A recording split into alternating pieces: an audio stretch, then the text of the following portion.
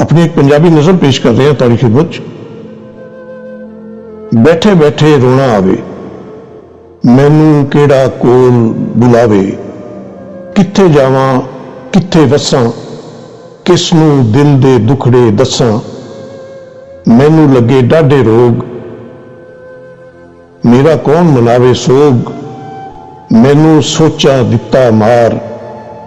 मैं इस जग तो लैना कीए, दस न मेरे पालनहार।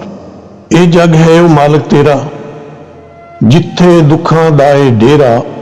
जिथे जालिम लोग वडेरे, जिथे दौलत दे दे घेरे, जिथे बंदे बंदे खांदे, जिथे भैणा वीर नचांदे, जिथे असमत दे बाजार, मैं इस जग तो लैना कीए, दस न मेरे पालनहार। और जिथे पाटे लीड़े पावन, जिथे इज्जत वेच के खावन, जिथे हरदम पैंदा काल, जिथे भुखे रोवन बाल, जिथे जिंदड़ी एक अजाब, जिथे हंजू होन खराब, जिथे रोगी लोग हजार, मैं इस जग तो लैना कीए, दस न मेरे पालनहार। जिथे लुटन रल मिल सारे, जिथे छड्डन संग सहारे, जिथे धोखे हेरा फेरी, जिथे होंदी तेरी मेरी, जिथे ना कोई भैन भरा, जिथे पैसा रब खुदा,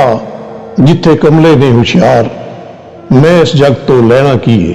दस न मेरे पालनहार। मैं इस जग ते रह नहीं सकदा, इन्ने दुखड़े सह नहीं सकदा, या एक जग भी होर बना, या फिर मैनू कोल बुला, मैं इस जग तो एवें चंगा, मैं ये जग नहीं तैथों मंगा, मैथों खोल है सोच विचार, मैं इस जग तो लैना कीए, दस न मेरे पालनहार।